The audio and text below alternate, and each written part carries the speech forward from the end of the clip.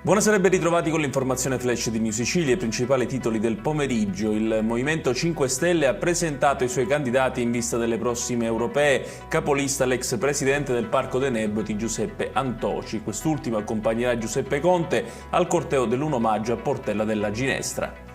Aperta un'inchiesta sull'incidente stradale di ieri pomeriggio sull'autostrada Messina-Palermo che ha visto perdere la vita al giovane carabiniere Daniele Breganze. Sul corpo della vittima sarà eseguita l'autopsia.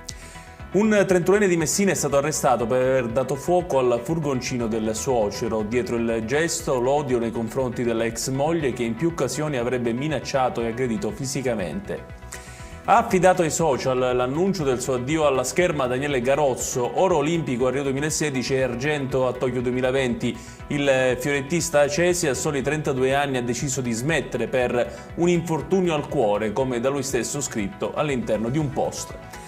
Dopo una brevissima parentesi di sole, torna il maltempo in Sicilia, 1° maggio che sarà contraddistinto da nuvole e pioggia su tutta la regione, allerta meteo in tutte le province ad eccezione di Catania e Messina.